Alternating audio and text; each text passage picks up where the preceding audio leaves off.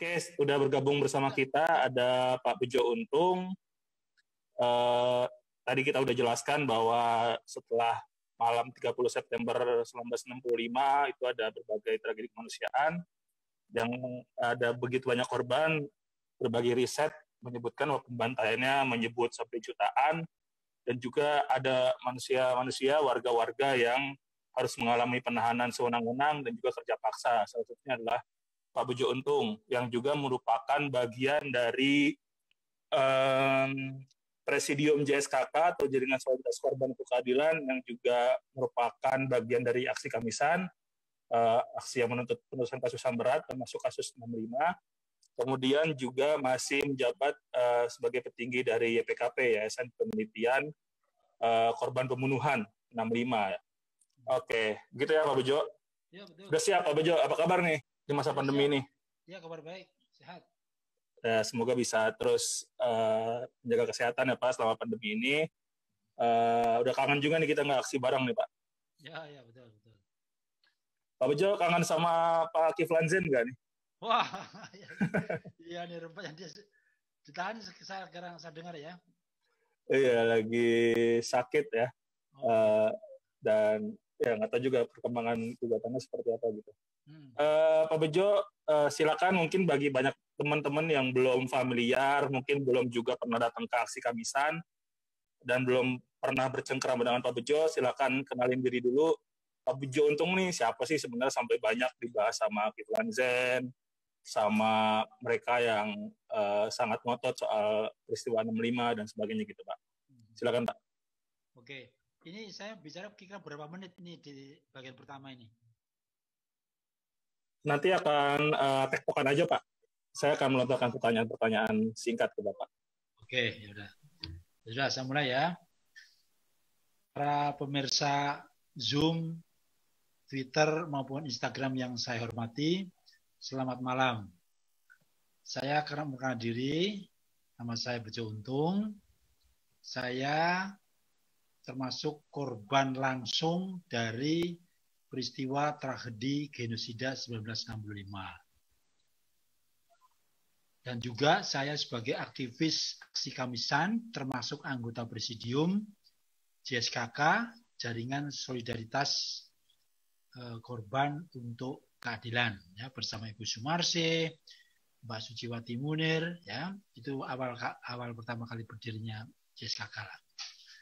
Oke, sekarang masalah saya sendiri itu banyak orang dikatakan mengatakan karena nama saya di belakangnya Untung ya, ada yang mengatakan saya anaknya Letnan Kolonel Untung gitu. Padahal itu bagi orang Jawa itu nama Untung itu biasa itu ya. Dan saya sekali lagi tidak ada kaitannya hubungan darah dengan Letkol Untung ya. Saya lihat saja belum pernah ya. Jadi kalau si Kiflan Zain menuduh saya anaknya Untung itu betul-betul itu tuduhan yang ngawur lah ya. Jadi begini, pada tahun 65 itu saya kan baru anak sekolah, baru umur 17 tahun. Persisnya saya lahir di Kota Pemalang pada tanggal 14 Maret tahun 1948. Jadi ketika peristiwa 65 terjadi, waktu itu umurnya persis 17 tahun. Baru kelas 3 di tahun terakhir SPG, Sekolah Pendidikan Guru. Jadi secara formal saya nggak lulus SPG sebetulnya ya.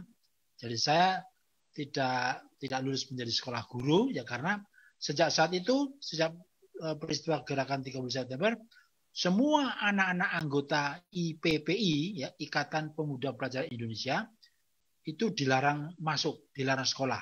Bahkan teman-teman saya dan saya sendiri juga diinterogasi di sekolahan, kemudian disuruh kerja paksa, menyapu, mencari mencabuti rumput, ya, bahkan ada yang disiksa, dipukulin dan sebagainya. Nah, saya tidak akan cerita itu panjang lebar dulu ya, tapi jelas ketika itu saya masih anak pemuda, bayangkan. Jadi jadi saya bukan orang anggota PKI ya. Tentu saja pemuda, bagaimana mungkin saya dilantik sebagai anggota PKI. Karena untuk menjadi seorang anggota Partai Komunis Indonesia itu yang saya dengar itu ujiannya sangat berat, ya. Harus mengutamakan kepentingan umum, harus rendah hati, harus jujur, pokoknya segala macam lah. Nah, itulah saya pada itu masih pelajar, tapi saya mengetahui persis tahun-tahun 65 itu bagaimana orang yang dituduh anggota Partai Komunis Indonesia itu. Sepanjang yang saya lihat itu memang luar biasa. Orangnya memang sederhana, orangnya betul-betul mementingkan, tidak mementingkan diri sendiri, tapi demi kepentingan publik. Kadang mereka rela sengsara, rela tidak makan, tapi demi membantu rakyat. Itu benar saya sendiri.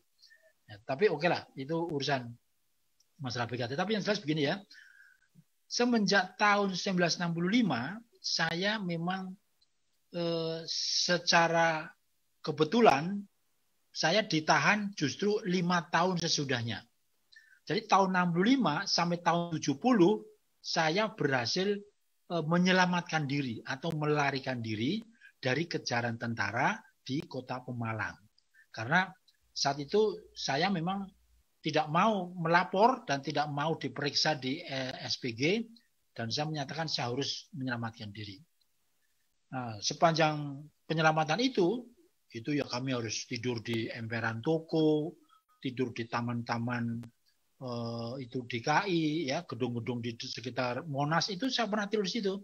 Kemudian juga di Taman Suropati, di Air Mancur, ya saya harus berdagang koran, mencari botol, ya untuk modal awal dan sebagainya. Nah, pada saatnya pada tahun 1970 setelah 5 tahun saya istilahnya kucing-kucingan, saya tertangkap. Waktu itu saya beruntung terakhir saya masih bisa kerja di sebuah departemen store pertama di Indonesia yaitu Sarinah. Ya, itu departemen store yang cukup megah dan pagi hari kira-kira jam 9.10 lah, sebelum 10 itu sudah ada Intel masuk. Intel masuk ke counter saya, ya, dan itu langsung dengan berpura-pura memperkenalkan teman dan sebagainya. Pokoknya harus ngikut dan semenjak itulah saya dibawa ke kamp interogasi Kalong. Kalong itu ya, jadi dulu ada istilah operasi Kalong ya, Pak? Ya, betul. Nah, itu saya ngalami sendiri. Apa tuh operasi Kalong tuh, Pak? Operasi Kalong itu adalah operasi intelligence dari Kodam 5 Jaya Jakarta yang tugasnya untuk menangkap orang-orang pelarian segala macam yang dituduh PKI, ya, PKI malam dan sebagainya. Karena itu namanya Kalong. Kalong itu kelelawar, ya, yang kerjanya malam hari. Nah, saya termasuk yang kena operasi itu. Bisa dibayangkan, itu sampai tahun 1970 itu masih ada penangkapan-penangkapan besar, ya. Saya akan ceritakan sedikit. Begitu saya ditangkap pagi hari, ya karena saya memang sudah mempersiapkan diri, cepat atau lambat kapanpun saya pasti akan tertangkap, kira begitu ya, karena memang itu sudah menjadi garis dari militer, anak cucu orang yang dituduh PKI akan ditangkap, ya.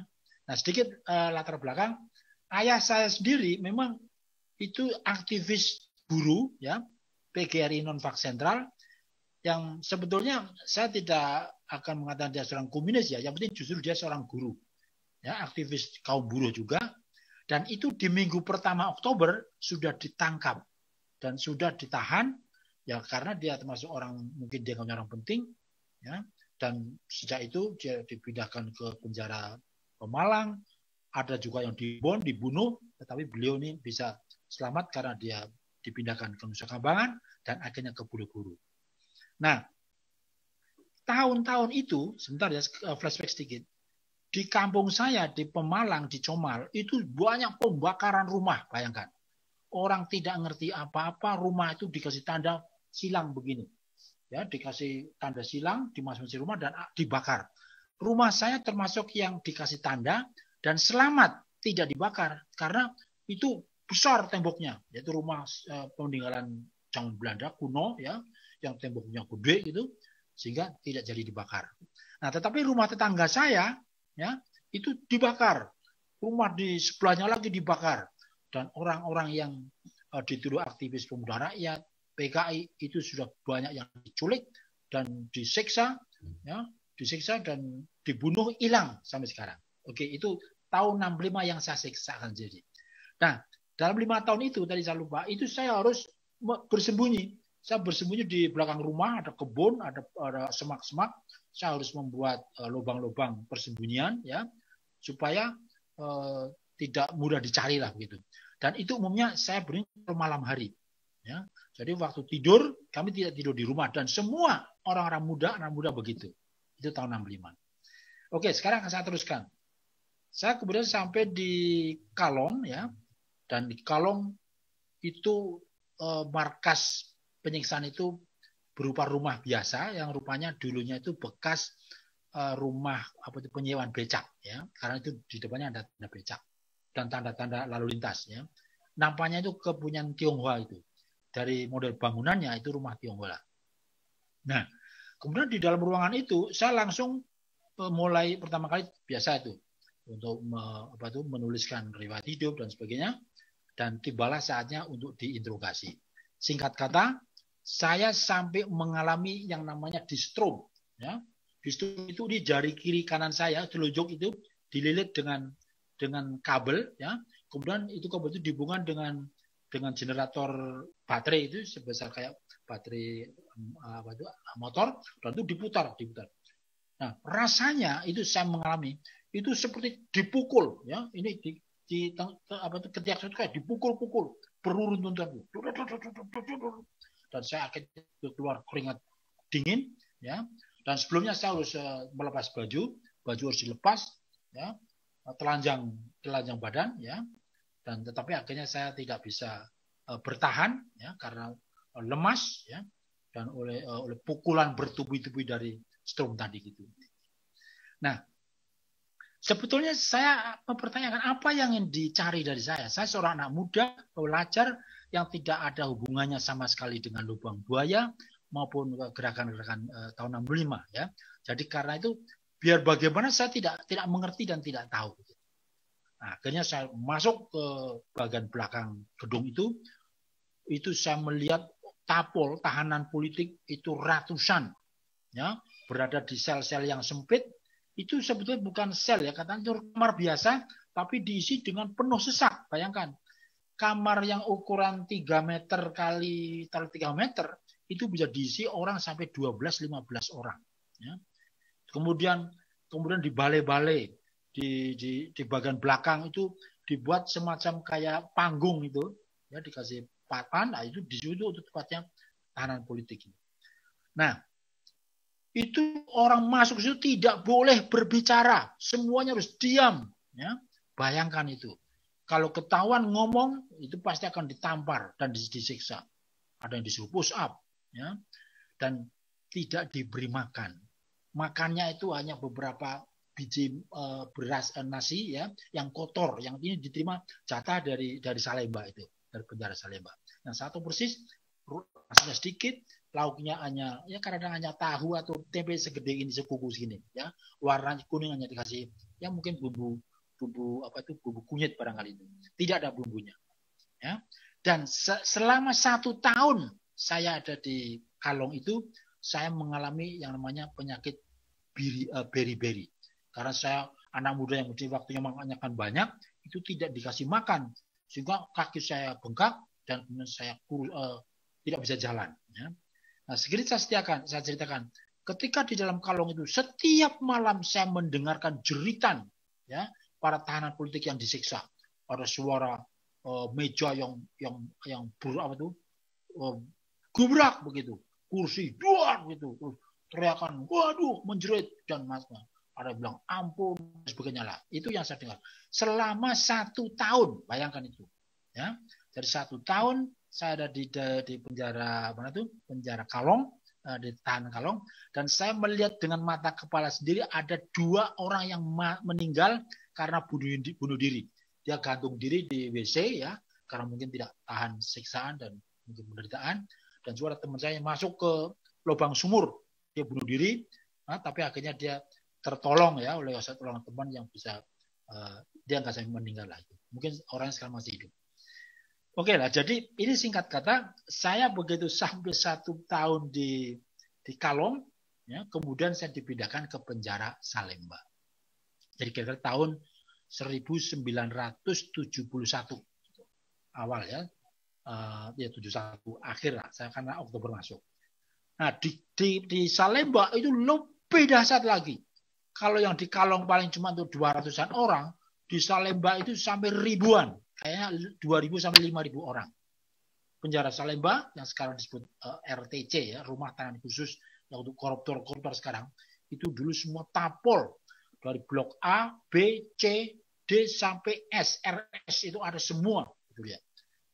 Hari pertama saya masuk namanya di blok L. Blok L itu dulu khusus untuk bloknya militer Auri di situ ya. Itu juga berjubel. Waduh, saya sampai kalau melihat. Jadi ternyata kondisinya lebih parah daripada di Kalong. Jadi di Salemba ya, di Salemba di blok L itu yang namanya nyamuk itu pesta betul.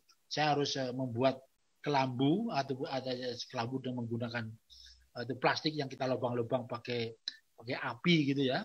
Jadi bikin kayak kelambu-kelambuan gitu sehingga untuk menghalangi supaya nyamuk nggak masuk. Kemudian kalau kita mau buang air kecil itu dalam kamar nggak ada itu biasanya dan bisa dibuka.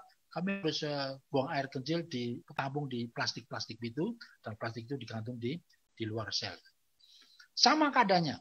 Nah, yang saya masih ingat waktu itu bulan puasa makan nasinya penuh gabah, penuh pasir.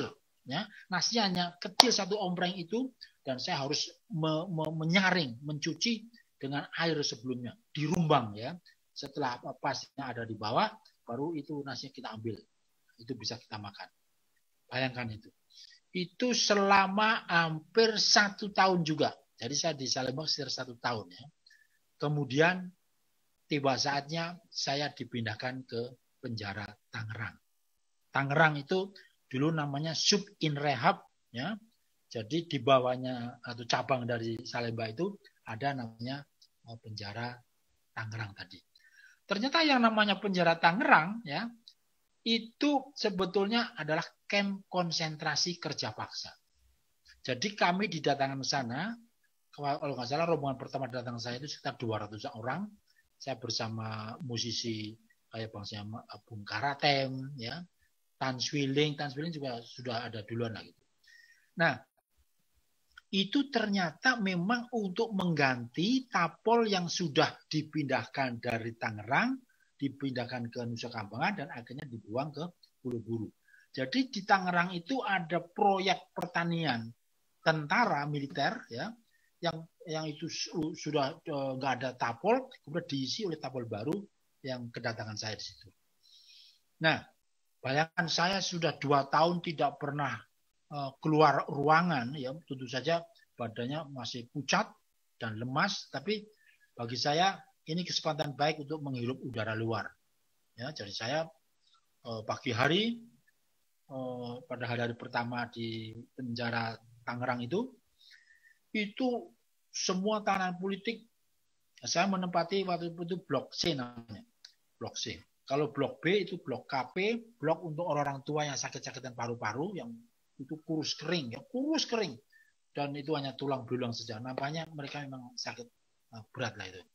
Nah, yang kerja paksa di Tangerang itu ya yang sedikit lebih kuat lah. Nah, jam 5 pagi lonceng, ya sel itu sudah ditabuh, gitu ya. Kemudian gembok renteng, ini namanya gembok renteng. Jadi begitu dibuka, itu semua sel penjara Tangerang itu terbuka, gitu ya. Dan satu persatu, ya teman-teman yang ada di sel itu langsung berhamburan keluar, ya karena mungkin ada yang mau buang air, mau cuci muka, dan sebagainya. Lalu langsung ditanya, cepat keluar, begitu. Ya, keluar, proyek, ngomongnya begitu. Proyek, begitu dia. Itu kodenya begitu. Proyek, keluar semua itu. Jadi kita harus buru-buru, nggak sempat mandi secara benar, langsung baris, ya, langsung baris. Kemudian tentara itu masuk memeriksa, kalau ada yang malas-malas langsung ditendang, ya, dan kami akhirnya keluar. Begitu keluar, pertama kali kita diapel dulu.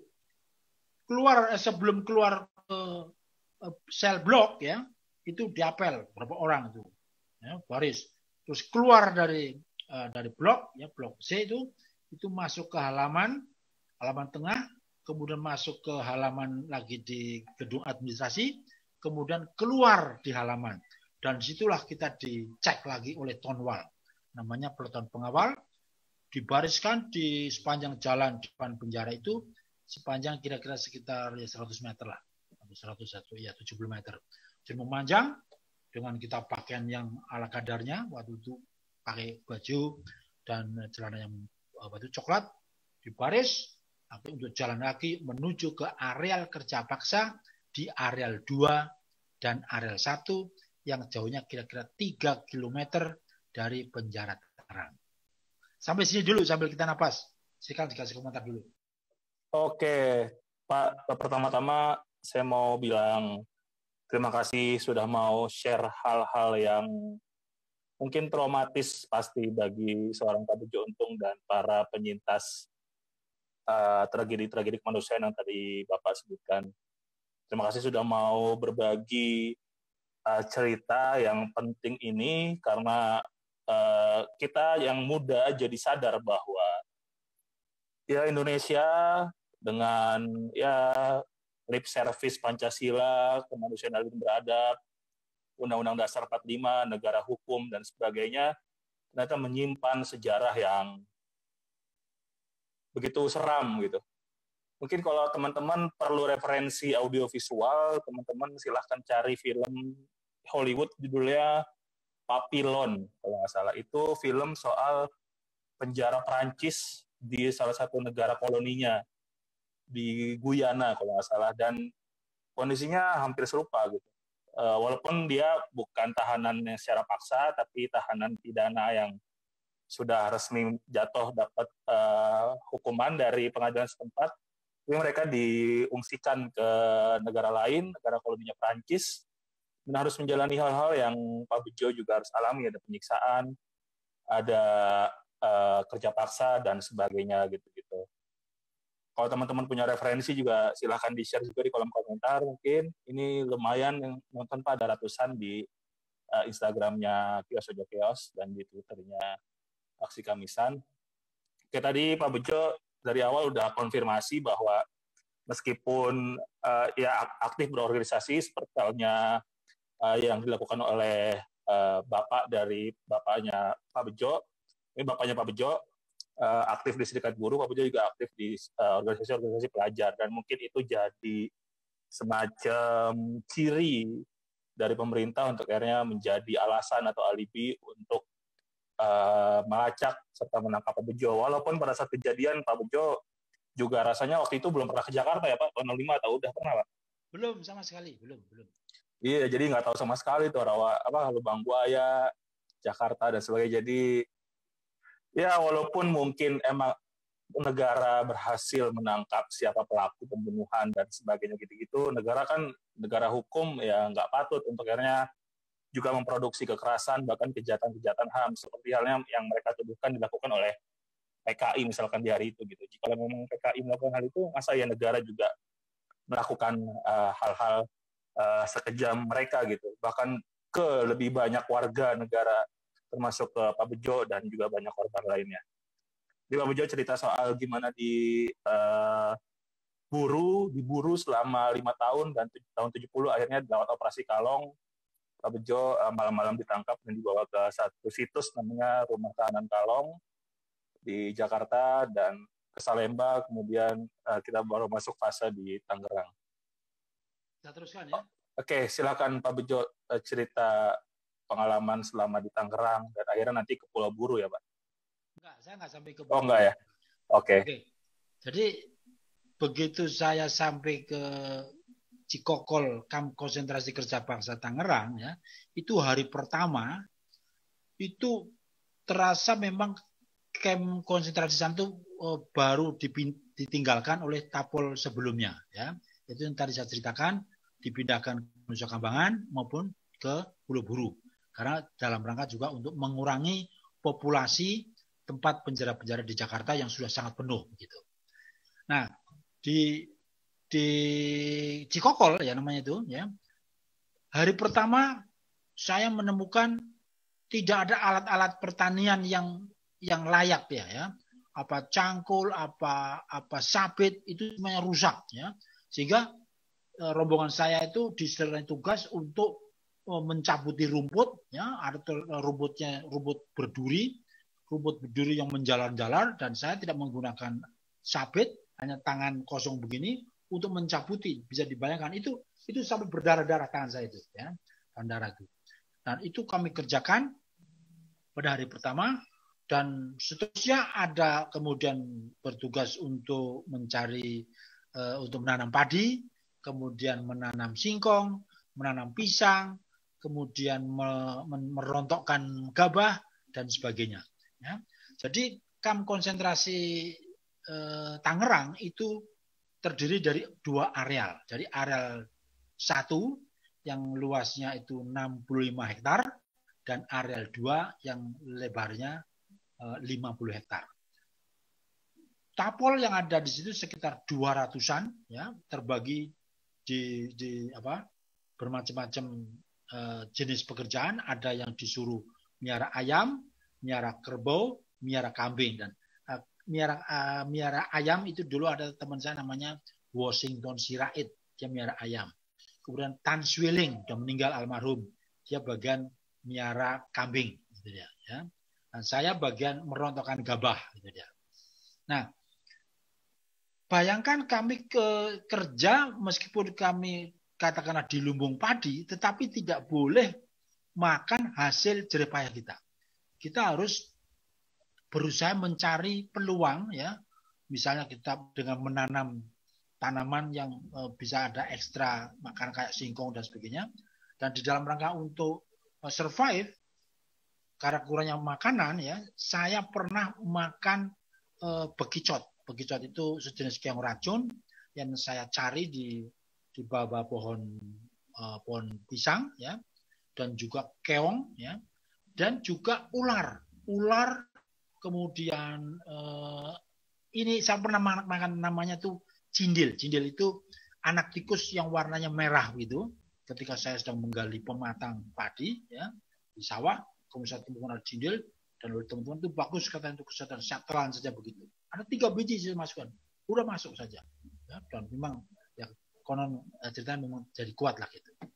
Jadi ini bagaimana teman-teman di dalam rangka untuk survive di penjara kamp konsentrasi Tangerang. Jadi konsentrasi ini dimiliki atau dijaga oleh seorang komandan. Ketika saya di sana ada namanya Komandan Sani Gonjo. Dia orangnya tinggi dan itu cukup bengis dia. Saya menyaksikan ada seorang teman yang kedapatan bermalas gitu ya, berdiri tidak tegak ketika di apel semacam apel setia begitu untuk menjaga Pancasila. Dia berdirinya kurang tegap, kemudian dia punya kaki ditendang dan disuruh push up. Itu Sani Gonjo. Kemudian kalau di dalam camp itu kedapatan ada orang kampung lewat ya, memberikan apakah itu rokok atau garam kepada Tapol, maka penduduk orang kampung itu ditangkap juga dan digebukin. Dia bilang tidak boleh memberikan sesuatu kepada orang-orang yang dalam tahanan ini. Dia bilang gitu. Nah, selama 9 tahun ya, 9 itu dari tahun 1970 sampai 79 ya, dipotong 2 tahun di Salemba dan di Tangerang. Jadi di Kalong ya. Jadi praktis 7 tahun saya ada di kamp konsentrasi Tangerang. Dan sekarang ini Tangerang sudah berubah menjadi mall ya, menjadi pusat-pusat pendidikan, sekolah, dan gedung penjara. Dan karena itu waktu itu yang sebetulnya lokasi yang dulu sebagai kamp konsentrasi itu sebetulnya akan dibangun suatu lembaga pemasyarakatan terbesar se-Asia Tenggara. Saya pernah menemukan batu nisannya di situ, yang ditandatangani oleh Astra Winata. Tertulis di sini akan dibangun lembaga pemasyarakatan terbesar, kira begitu. Nah, bagi kami, ya, saya mantan tahanan politik yang ada di Tangerang, melihat kondisi bekas kamp konsentrasi sudah berubah, saya jadi terpikirkan, apakah ini upaya untuk menghilangkan jejak bagi para penjahat HAM, terutama militer yang menahan kami, seolah supaya lokasi ini hilang begitu ya. Dan di situ sekarang berubah menjadi ada taman gajah, ada sekolah ya, ada mall ya. Bagi generasi muda sekarang pasti tidak tahu bahwa di situ ya pada tahun 65, 66 sampai 79 ada kamp konsentrasi kerja paksa di mana ada ribuan orang disiksa oleh Orde Baru, oleh militer untuk kerja paksa. Dan perlu diingat, kami sedikit pun tidak pernah mendapatkan keputusan pengadilan karena tidak ada pengadilan yang mengadili kami. Artinya apa? Ini adalah suatu tindakan sewenang-wenang dari penguasa yaitu militer ketika itu ya, bahwa ada sekelompok manusia yang dipekerjaan secara paksa dan tanpa proses hukum, dan itu semua orang diam ya, diam, tidak ada orang yang berani melawannya ya. Dan sekarang inilah saatnya generasi muda harus tahu bahwa sejarah yang tidak benar yang selama ini dimanipulasi oleh Orde Baru supaya bisa kita bongkar dan kita luruskan. Dan saya sebagian di dalam rangka untuk itu, untuk mengungkap kebenaran. Gitu sementara Mas Dali. Oke, Pak Bejo, terima kasih atas sharingnya. Saya kebetulan saya juga warga Tangerang sejak tahun 2005 dan jujur hanya karena kemarin ada satu kegiatan bareng dengan Pak Bejo Napak Tilas, saya baru tahu ternyata emang walaupun saya sejak SMP dulu di Tangerang merasa heran juga kenapa banyak banget penjara di kota ini gitu. Di kota satelit yang jadi pendamping kota metropolitan Jakarta gitu. Tapi ternyata usut baru kemarin akhirnya saya mendapatkan semacam petunjuk jelas bahwa ya emang Tangerang menjadi titik dari dialihkannya tahanan politik dari Rutan Salemba dan sebagainya gitu-gitu. Kemarin juga saya ketemu sama Aki Effendi juga mengalami Tangerang sebelum akhirnya dia itu semacam transit sebelum ke Pulau Nusa Kambangan dan juga Pulau Buru yang juga dialami oleh begitu banyak tahanan-tahanan politik lainnya seperti Pramudia Anandatur yang menjadi penulis dan juga beberapa tokoh-tokoh lainnya. Seperti itu. Pak Bejo, sebelum kita lanjut, ini ada pertanyaan dari teman kita di Instagram Live. Kira-kira sebenarnya apa sih yang dicari sama negara gitu dari Bapak dan para tahanan politik lain selama masa penjaraan gitu, penjaraan sewenang-wenang tanpa proses hukum dan juga kerja paksa gitu. Dulu seringkali diinterogasinya seperti apa sih Pak pertanyaan-pertanyaan yang terus dilontarkan dan digali dari diri Bapak dan juga para tahanan politik lain gitu. Ya, ini pertanyaan cukup bagus ya. Jadi sebetulnya praktis setelah 1 tahun saya di Kalong, saya tidak mendapatkan interogasi lagi. Artinya sudah dianggap cukup ya. Nampaknya interogasi itu akan mencari apakah orang-orang yang ditahan ini ada keterlibatan langsung dengan PKI dan melakukan apa yang disebut pemberontakan ya atau kudeta tahun 65. Dan sebetulnya semua yang saya temui orang-orang di dalam tahanan itu semua tidak tahu apa-apa ya. Bahkan orang kaum tani itu orang dari Taman Mini ya yang nggak ngerti apa-apa, yang buta huruf juga ditangkap oleh tentara dan dijebloskan sampai ke Salemba. Ya. Nah, tadi dikatakan apa yang dicari? Sebetulnya dicari sangat jelas bahwa mereka sebetulnya ingin menghancurkan ya anak cucu semuanya orang yang dianggap kiri, dianggap anggota Partai Komunis Indonesia. Padahal ini saya melihat sendiri yang namanya orang yang dianggap dituduh Partai Komunis Indonesia itu orangnya itu betul-betul baik ya. Baik dalam arti apa? Satu, orangnya rendah hati, orangnya itu jujur, orangnya tidak mau katakanlah poligami ya. Kemudian toleransi. Jadi nggak ada itu istilah bilang kata ateis dan sebagainya. Yang saya temui di dalam penjara apakah itu Salemba maupun Tangerang itu banyak juga orang-orang yang sembahyangnya itu tekun, baik yang ke gereja ya dan sebagainya. Dan saya sendiri juga aktif di gereja. Ya. Dan di Kalong saya juga termasuk muazin yang hebat, ya, yang ajarnya lumayan bagus, merdu. Kemudian saya di Salemba, saya karena tertarik musik, tertarik paduan suara, begitu mendengar suara paduan suara yang dipimpin oleh Karatem yang sangat megah itu, saya tertarik untuk belajar dan disitulah saya berkenalan dengan agama Kristiani. Tetapi ini juga bagi saya termasuk miniatur di dalam satu kemasyarakatan ya. Oleh komandan camp itu tidak boleh, dilarang. Yang tadinya sudah Islam kemudian menjadi masuk gereja. Padahal saya nggak ada hubungannya itu Pak ya. Nah oke, itu satu. Nah tadi ditanya apa yang dicari? Yang dicari memang ada semata-mata ingin menghancur leburkan itu ya. Ada anak manusia yang dianggap komunis itu ya. Padahal tidak benar. Secara pandangan politik itu diberi hak yang sama oleh kedudukannya itu nggak ada masalah. Pancasila itu melindungi segenap warga negaranya untuk memeluk ya, aliran politiknya itu dilindungi. Tetapi oleh Orde Baru memang aneh. Aneh. Semua orang yang berbeda pandangan dengan Orde Baru ditangkap dan dipenjarakan. Jadi kalau ditanya apa dicari, memang begitu. Ya. Dan saya juga menyadari, ya inilah barangkali sebagai orang pergerakan juga, meskipun saya seorang pemuda yang belum terlalu aktif ya. Saya di IP kan baru anak kemarin sore katakanlah dia. Tapi justru saya di dalam penjara, saya menemukan, ketemu dengan orang seperti Karmel Budiarjo, itu suaminya Karmel, yang tapol itu. Kemudian ketemu dengan juga Karim DP, tokoh wartawan PWI.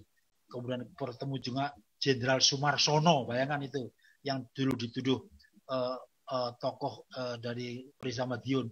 Itu saya jadi tahu persis mereka ngomong apa adanya. Ya.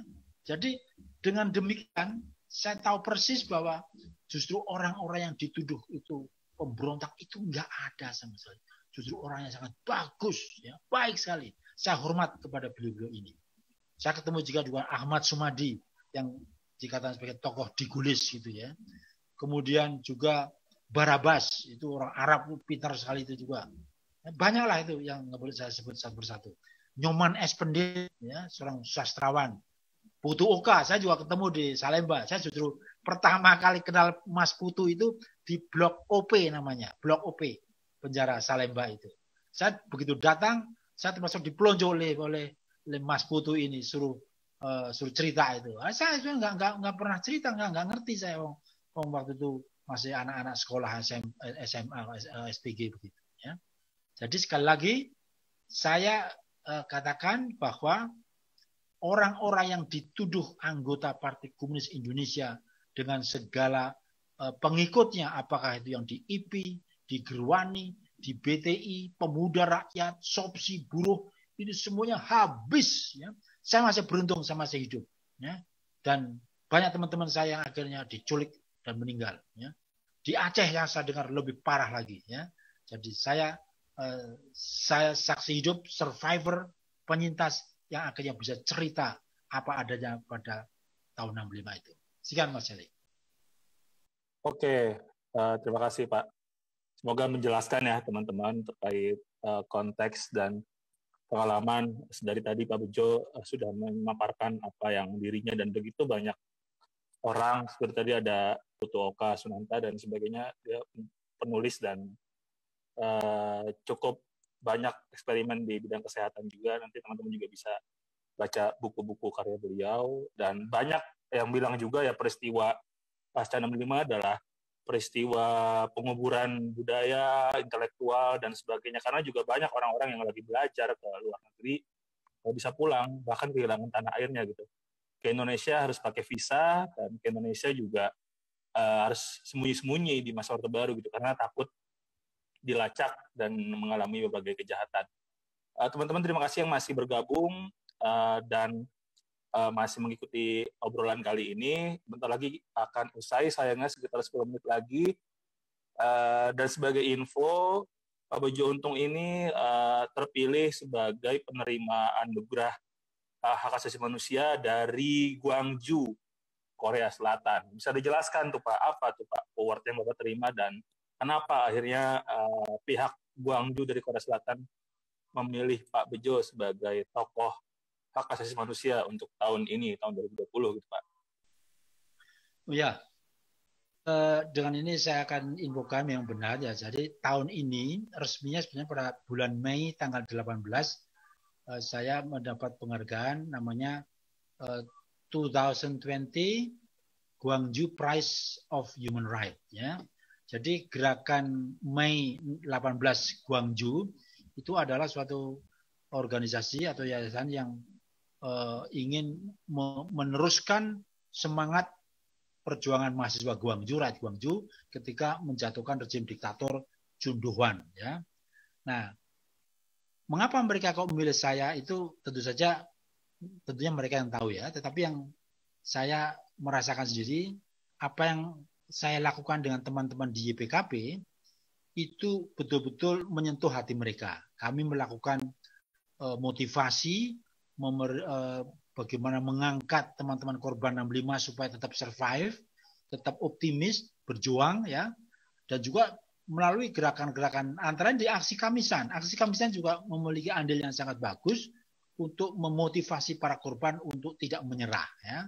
Dan saya melakukan penelitian mencatat kuburan massal di seluruh Indonesia yang sampai sekarang ada tercatat sampai 356 titik kuburan massal. Dan juga saya mengorganisir teman-teman korban 65 yang tergabung di YPKP 65 mendatangi lokasi, menyemangati dan juga sambil melakukan penelitian itu. Dan ini kerja-kerja seperti ini saya tidak memimpikan untuk mendapatkan suatu penghargaan, sama sekali tidak. Bahwa itu kemudian saya mendapat penghargaan, saya bilang terus terang kepada panitia Gwangju, all the award I would like to dedicate for the sake of the victim. Dan semuanya sepenuhnya akan saya berikan untuk korban. Yaitu apa? Bagaimana supaya kegiatan YPKP masih terus berlangsung di dalam rangka pengungkapan kebenaran, di dalam rangka memotivasi ya supaya moral korban ini jangan jatuh. Saya bilang kesempatan Gwangju ini dapat meningkatkan gerakan 65 dan memang tujuan Gwangju mengangkat saya atau memilih saya sebagai pemenangnya adalah dalam rangka agar isu 65 agar negara Republik Indonesia segera menyelesaikannya. Dengan kata sederhana, kalau Gwangju sebagai negeri lain di Korea memberi penghargaan, mengapa di Indonesia tidak? Ya. Dan hari-hari ini saya memang mendapat satu sambutan yang sangat meriah di komunitas Gwangju. Ya.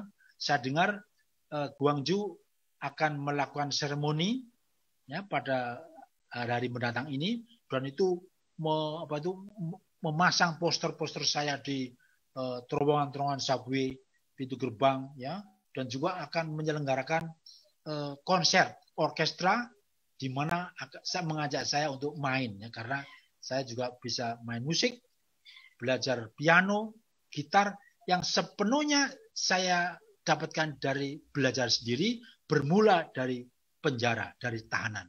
Justru saya mengerti musik, saya karena belajar memetik gitar klasik, belajar dari seorang teman yang musik, dan akhirnya saya kembangkan, dan akhirnya saya bisa belajar dan main piano, dan itu untuk survive. Jadi pada awal-awal berdirinya YPKP, ya, saya secara logistik kita bisa mensupport, ya, dan sampai sekarang bisa kemana-mana di dalam rangka tugas-tugas penelitian itu. Itulah kira-kira yang bisa saya sampaikan, karena mereka menghargai perjuangan saya, perjuangan para korban, dan saya terus saya katakan, hadiah ini tidak ada artinya tanpa keikutsertaan semua korban yang membantu, ya, yang mensupport YPKP 65 dan juga aksi Kamisan. Saya juga dibesarkan oleh aksi Kamisan dari tahun 2000-an sampai sekarang, ya, saya selalu aktif, ya, dari semenjak Mbak Yati masih ikut demo, sekarang menjadi koordinator, ya, Bung Osman, itu semuanya. Jadi saya tetap menyandang predikat korban. Gitulah Mbak Sari. Oke, terima kasih Pak Bejo. Mungkin nanti kita nggak heran kalau Pak Bejo diajak main di drama Korea ya Pak, dan bisa ditonton di Netflix dan sebagainya. Oke, karena kalau ngarepin pengungkapan kebenaran, ngomongin sejarah dan sebagainya di Indonesia agak-agak sulit nih Pak. Oke, bentar lagi kita akan mau usai nih Pak. Paling minta komentar-komentar singkat aja terkait beberapa isu yang juga masih terus mendera kita hari-hari ini, termasuk ya lagi-lagi pembangkitan PKI dari dalam kubur gitu. Tadi Pak Bejo juga sudah jelas sebenarnya menerangkan bahwa bagaimanapun pemikiran, ideologi itu tidak bisa dibatasi gitu. Negara mau bikin aturan seperti apapun tetap aja nggak bisa gitu. Karena ya pikiran hak semua orang. Kalaupun memang ada 1-2 orang yang melakukan tindak kriminal, ya tindak mereka sebagai pelaku tindak kriminal gitu, ada mekanisme pengadilan dan sebagainya. Capek-capek negara bikin larangan soal komunisme, marxisme dan sebagainya, itu bagi mereka yang ingin menganut itu ya akan tetap dianut gitu. Pun akhirnya ngomongin ya Pak Bejo, saya ngomongin komunisme, marxisme juga belum tentu bagian dari itu gitu. Pun lagi-lagi kalau mau bagian dari itu adalah kebebasan dari setiap orang. Kalaupun akhirnya ada banyak masyarakat yang mengungkit dosa-dosa PKI di Madiun 48 dan juga dosa-dosa terhadap umat-umat Islam, kelalaian negara untuk akhirnya tidak memproses kasus-kasus hukum itu gitu, yang akhirnya menjadi masalah yang berlanjut, yang akhirnya berlanjut ke tragedi 65 dan setelahnya menimpa Pak Bejo dan kawan-kawan ke 98, ke kelompok massa dan masyarakat yang mahasiswa yang kritis, dan juga terus berlanjut ke teman-teman Papua sampai hari ini juga masih mengalami diskriminasi dan kekerasan gitu. Oke, Pak Bejo, ini ada gerakan politik di luar sana yang menamakan dirinya sebagai Kami. Mungkin mirip-mirip sama Kami tahun 60-an, walaupun namanya beda singkatannya, tapi isu yang digoreng sama, Pak. Komunisme gitu. Gimana komentar Bapak soal langganan isu komunis nih untuk perpolitikan elit di Indonesia gitu? Ya, sebetulnya ini melihat dari orang-orang di dalamnya, ya, itu jelas tuh orang-orang yang ingin membangkitkan mimpi bangkitnya kembali atau kembalinya rezim Orde Baru yang sudah sangat jelas itu orde yang menghancurkan Indonesia. Ya. Jadi menurut pendapat saya, apa yang kebangkitan mereka ini sebetulnya ingin mencoba membangkitkan mimpi lama kebangkitan atau kejayaan Soeharto yang jelas itu rezim yang otoriter. Dari masalah diungkitnya soal PKI, saya berani katakan ya, kalau saya katakan si Gatot itu mengatakan PKI mau bangkit lagi, saya sebagai orang yang langsung bersentuhan kepada orang-orang yang dulu bekas mantan tahanan politik seluruh Indonesia, ya bukan cuma di Jakarta, dari wilayah Aceh sampai Sumatera Barat, Selatan, terus memang itu pada umumnya orang-orang 65 itu sudah sepuh ya. Saya tahun 65 berumur sekitar 17 tahun, sekarang sudah 72. Dan yang senior saya sudah 90 tahun. Itu sudah nggak punya kekuatan lagi ya. Dan hidupnya juga sengsara. Kemiskinan, diskriminasi sosial dan ekonomi. Kemudian trauma berkepanjangan. Itu pada mengatakan tidak mungkin dan tidak ada ya. Jadi kalau mereka bangkit lagi, saya akan menantang. Tunjukkan satu saja teman saya yang ingin mengembangkan PKI, akan saya datangi, ya, akan saya lihat. Mereka pada umumnya tidak akan mau, ya, tidak akan mau. Karena apa? Mereka sudah berjuang, bayangkan, mereka sudah berjuang demi masyarakat dengan penuh pengorbanan, ujungnya demikian difitnah, bayangkan, difitnah. Tapi sekali lagi bahwa itu hanya tuduhan yang mengada-ada, ya. Dan sekarang pun di seluruh dunia memang sengaja sudah digemborkan isu yang sama, sampai orang juga ketakutan. Karena memang dengan kata yang komunis itu saja, itu sudah semenjak tahun 1948, semenjak itu perang dingin, yaitu sudah diisukan yang negatif. Tetapi yang saya lihat sendiri, perjuangan mereka yang dikatakan komunis, saya menyatakan sebetulnya mereka berjuang dalam rangka untuk demokrasi, dalam rangka untuk keadilan sosial. Ya. Jadi ini adalah dengan kata lain, ini hanya suatu kambing hitam saja untuk memukul, ya, atau untuk menghalang-halangi kerja mereka yang betul-betul demi masyarakat luas. Jadi yang kesan saya begitu. Itu Mas Ali. Oke, terima kasih banyak Pak Bejo. Siarannya tinggal 1 menit lagi. Terima kasih Pak Bejo, sehat-sehat selama masa pandemi ini. Dan semoga bisa terus berkomunikasi dengan kita untuk terus. Saya minta waktu setengah menit ya, itu aja usul ini ya. Oke, silakan Pak. Sebentar lagi. Begini, kepada teman korban 65 ya, saya mengharapkan untuk tetap jaga kesehatan, ya, dan juga saya memesan juga kepada pemerintah kita Republik Indonesia yang cinta pada Pancasila Undang-Undang Dasar supaya menegakkan hukum dan keadilan. Kami sampai sekarang belum pernah dibawa ke pengadilan dan dinyatakan tidak bersalah.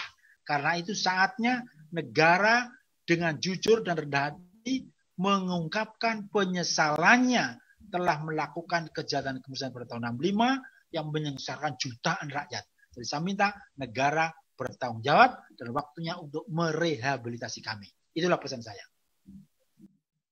Oke, terima kasih Pak Bejo. Terima kasih buat teman-teman yang sudah bergabung. Siarannya masih bisa ditonton di Instagramnya Kios Ojo Keos. Dan terus jaga semangat, terus tegikan hidup korban, jangan diam dan lawan. Oke, sampai ketemu di kesempatan-kesempatan berikutnya. Selamat malam.